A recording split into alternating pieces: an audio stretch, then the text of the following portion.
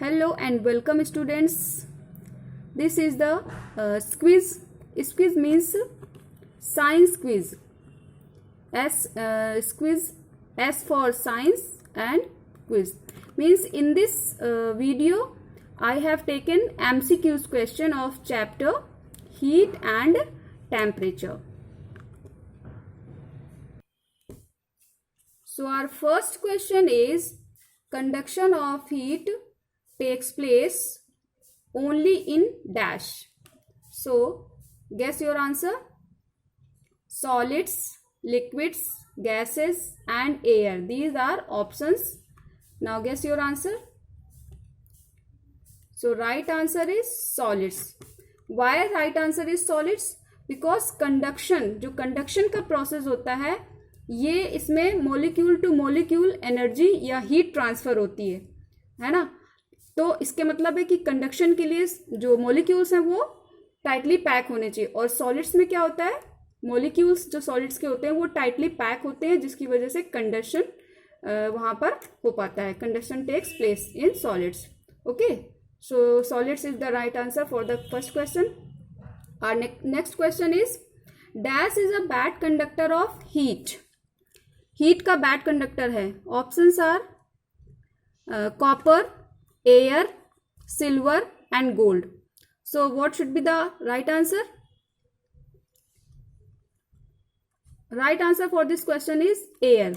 Why air? Because in first question as we have seen, conduction के लिए क्या need होती है? मॉलिक्यूल्स पास पास सटे सटे होने चाहिए. ठीक है. Then heat transfer.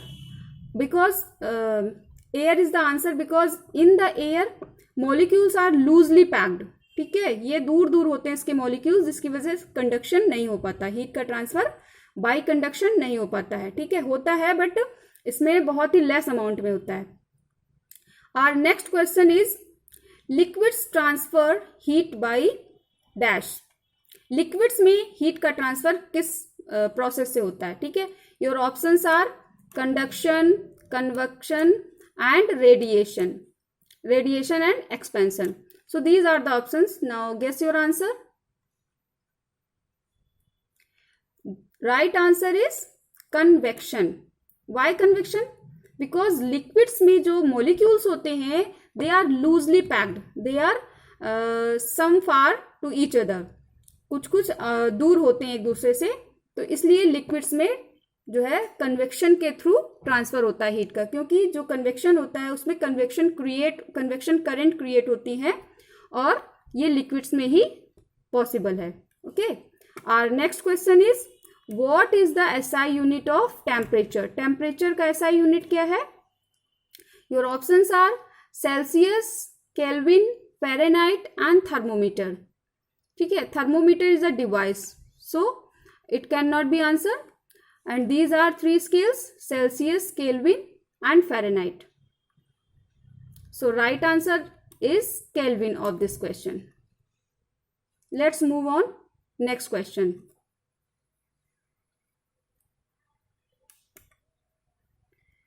Our next question, question number 5 is land and sea breeze occur due to dash. So options are conduction, radiation, convection and condition. So guess the answer. So right answer is convection. Because as we know, in the last question we have discussed about the convection. Convection में जो होता है convection currents create होती हैं. ठीक है, और हमने भी डिस्कस किया था कि एयर में जो है कन्वेक्शन प्रोसेस होता है हीट ट्रांसफर के लिए. आपकी ब्रीज जो है ये भी एक एयर है, एयर का फॉर्म है. तो इसमें क्या होता है कि कन्वेक्शन करंट क्रिएट्स होती हैं. जो लैंड जब gets heated by the sun rays, तो इसमें वार्म एयर जो होती है ऊपर चली जाती है, तो ये भी एक कन्वेक्शन करंट बन गई. ठीक है, और जो आपकी कूल एयर होती है वो नीचे डाउनवर्ड्स आती है. ठीक है, to fill up the vacant place. ठीक है, तो इसका क्या मतलब होता है कि दो तरह की इसमें कन्वेक्शन करंट्स क्रिएट हो जाती हैं. इसीलिए लैंड ब्रीज और सी ब्रीज जो होती है वो कन्वेक्शन के थ्रू चलती है. ठीक है, next question or next question is question number 6. 0 degree Celsius is the same temperature equals dash. Means what should be the answer? Your options are 0 degree Fahrenheit, 212 degree Fahrenheit, 32 degree Fahrenheit and 100 degree Fahrenheit. Now guess your answer. Your right answer is 32 degree Fahrenheit.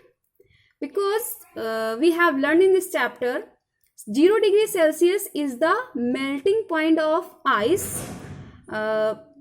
ठीक है, and जो आपका Celsius scale पे होता है, लेकिन बिल्कुल same ऐसा ही means melting point of ice in degree Fahrenheit क्या होता है आपका? 32 degree Fahrenheit means 0 degree Celsius के इक्वल्स में आपका 32 डिग्री फ़ारेनहाइट हो जाता है। ठीक है, इसी तरह से हमने एक और स्केल के बारे में पढ़ा, केल्विन स्केल। तो उसमें क्या होता है, केल्विन स्केल में जो आइस का मेल्टिंग पॉइंट होता है वो होता है 273 केल्विन। ठीक है, जो केल्विन होता है उसके साथ में आपको डिग्री यूज नहीं करना होता है। ठीक है, तो 273 kelvin is the melting point of ice. Okay, our next question is handles of cooking utensils should be made of materials that are dash. ठीक है, what should be the answer? And your options are conductors, insulators, radiators and absorbers. So what should be the answer for this question? Right answer is insulator. Why insulator? So we have learned insulators are the materials that do not allow heat to pass through them. Insulator इस तरह का substance होता है, इस तरह का material होता है जो अपने अंदर से हीट को पास होने नहीं देता। ठीक है, तो हैंडल्स ऑफ कुकिंग यूटेंसिल्स, क्योंकि जो यूटेंसिल्स होते हैं cooking utensils they are made up of metals, और मेटल्स आप जानते हैं क्या होते हैं? कंडक्टर्स होते हैं, गुड कंडक्टर्स ऑफ हीट होते हैं। इसमें हीट जो है कंडक्ट होती है। ठीक है, that's why whole utensils gets heated up because molecules are tightly packed, तो हीट इसमें ट्रांसफर होती रहती है और पूरा यूटेंसिल आपका पूरा अच्छे से गर्म हो जाता है, तो आप उसको टच नहीं कर सकते। So that's why handles are made up of insulators. और इंसुलेटर में आपका आता है बैकेलाइट होता है और वुडन हैंडल्स भी होते हैं कभी कभी। Okay, so our next question is heat is transferred through vacuum by dash. ठीक है, for this question options are convection, conduction, radiation and expansion. First thing you should understand about the vacuum. What is vacuum? Vacuum क्या होता है कि vacuum जो होता है एक ऐसा प्लेस होता है विदाउट एयर, एक ऐसा प्लेस जहां पर एयर नहीं होती। ठीक है, तो जो आपका एटमॉस्फेयर जो होता है उसमें एयर होती है। ठीक है, लेकिन उससे ऊपर जैसे you goes high up in the sky, तो आपको पता लगेगा कि वहां पर एयर धीरे धीरे कम होती जाती है, रिड्यूस होती जाती है, और जो आपका स्काई में जिसमें बोलते हैं स्पेस, अंतरिक्ष जिसको बोलते हैं, वहां पर वैक्यूम होता है। क्यों? क्योंकि वहां पर एयर प्रेजेंट नहीं होती, कोई भी इस तरह का एयर मॉलिक्यूल नहीं होता है। ठीक है, अदर गैसेस हो सकती हैं बट एयर नहीं होती है, तो यहाँ पर जो स्पेस में होता है वो वैक्यूम होता है।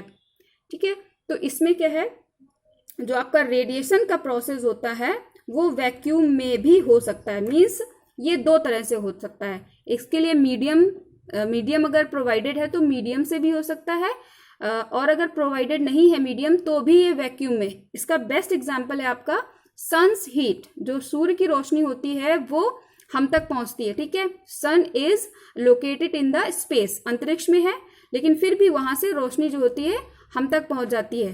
क्यों? क्योंकि स्पेस में वहां पे मीडियम नहीं होने पर भी रेडिएशन के थ्रू जो होती है, जो हीट होती है और जो सनलाइट होती है, दोनों उसमें ट्रैवल कर सकते हैं। ठीक है, और कन्वेक्शन और कंडक्शन में हमने क्या देखा था कि कंडक्शन में जो भी, उसमें भी मॉलिक्यूल चाहिए। एयर है, एयर और वाटर में कन्वेक्शन होता है, तो उसमें भी वाटर और एयर के मॉलिक्यूल्स होते हैं। ठीक है, यानी उसमें भी मीडियम होता है। कंडक्शन में तो टाइटली पैक होते हैं, उसमें भी मीडियम होता है, बट रेडिएशन के लिए मीडियम की भी जरूरत नहीं होती। Okay, so are now move on next question. Our next question is question number 9. The boiling point of temperature on the Fahrenheit scale is dash. Fahrenheit scale पर boiling point होना चाहिए कितना? जो बॉइलिंग पॉइंट ऑफ वाटर है वो कितना होना चाहिए?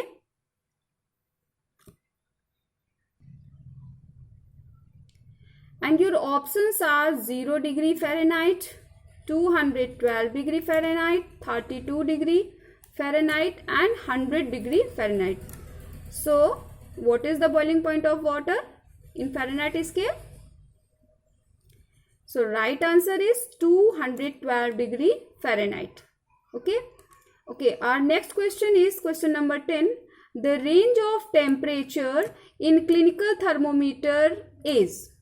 क्लिनिकल थर्मोमीटर की रेंज क्या है, वो किस टेम्परेचर से किस टेम्परेचर तक मेजर कर सकता है? Okay, your options are 35 degree Celsius to 45 degree Celsius and 35 degree Celsius to 40 degree Celsius, 35 degree Celsius to 42 degree Celsius and 35 degree Celsius to 48 degree Celsius.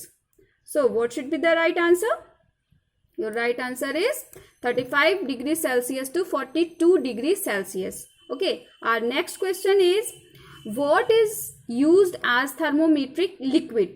जो थर्मोमीटर में लिक्विड यूज होता है वो कौन सा होता है? ठीक है, so your options are mercury, bromine, silver and gold. As we know, silver and gold are metals, so these are two not suitable for the thermometric liquid. And mercury और bromine जो आपका बचता है, तो इसमें right answer आपका है mercury, as we have learned. ठीक है, जो mercury है आपका ये एक ऐसा मेटल है जो लिक्विड फॉर्म में पाया जाता है. ठीक है, इसी तरह से जो आपका ये ब्रोमीन है ये एक ऐसा नॉन मेटल है जो लिक्विड फॉर्म में पाया जाता है. इनके अलावा सारे सॉलिड्स होते हैं. Okay, our next question is dash is the SI unit of heat. Heat का एसआई यूनिट क्या है? ठीक है, your options are kilo joule, joule, calorie and metre. तो मीटर तो नहीं हो सकता क्योंकि मीटर तो लेंथ के लिए यूज होता है. अब आपके ये बचे 3 ऑप्शंस, तो इसमें आपका क्या आंसर होगा? Joule. Right answer is joule. Okay, so let's move on to your next question. Okay, question number 13 is in the Fahrenheit scale how many degrees are between the upper and lower fixed point. ठीक है, जो इसका scale Fahrenheit scale होता है means इसके जो degrees हैं वो कितने पार्ट्स में डिवाइडेड है, इसके स्केल को कितने पार्ट्स में डिवाइडेड किया गया है. ठीक है, एज वी नो सेल्सियस में आपको 100 पार्ट्स में डिवाइड किया गया है. ठीक है, केल्विन में 100, बट इसमें क्या है, इसमें आपका आंसर राइट आंसर है 180. इसके स्केल को 180 पार्ट्स में डिवाइड किया गया है. Okay, our next question is the increase in size of an object due to heat is called as dash. Your options are thermal expansion, conduction, temperature, radiation. Guess your answer. Your right answer is thermal expansion. ठीक है, thermal का मतलब भी आप thermal से heat को relate करके चलिएगा. ठीक है, जहां थर्मल की बात आए तो हीट से आप उसको रिलेट करेंगे. Next question, the range of temperature in laboratory scale. Actually here it is not scale, here should be thermometer, it is miss printing. Okay, यहाँ पर आपका क्या आएगा? थर्मोमीटर होगा.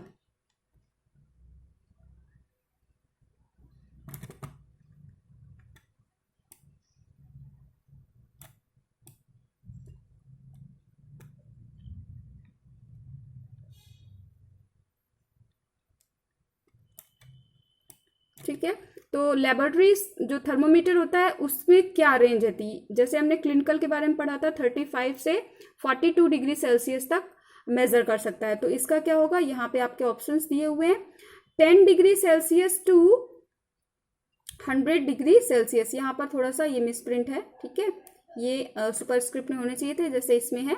Okay, -10 degree Celsius to 100 degree Celsius, -10 degree Celsius to 110 degree Celsius and -20 degree Celsius to 120 degree Celsius. So guess your answer. Your right answer is C option, -10 degree Celsius to 110 degree Celsius. Now move on next question. Black colour is a good dash. तो black colour क्या good है? ठीक है, In this chapter we have learned about this black color through an activity. In that activity we have learned that black color is a good absorber and good radiator. ठीक है, तो यहाँ पर दो ऑप्शन तो सही हो नहीं सकते, इसलिए ऑप्शन हमारा क्या होगा, ऑप्शन होगा option number D, means both A and B. ये black colour is a good absorber and good radiator. Okay, now move on our next question, to our next question. Okay, question number 17 is the sun's heat reaches to earth through dash.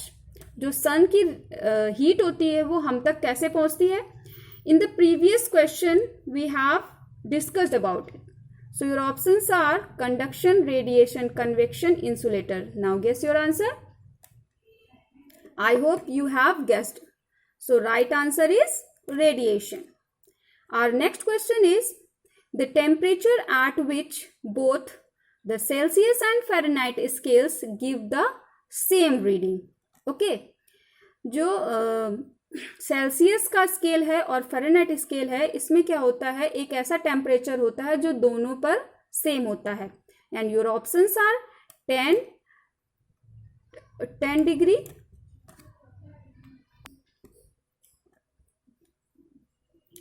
40 and -40. So now guess your answer. Right answer for this question is option number D, -40. इसमें क्या होता है, अगर हम Celsius और Fahrenheit का जब compare करते हैं तो जो -40 टेम्परेचर आता है वो दोनों स्केल्स पे सेम होता है. जैसे कि अगर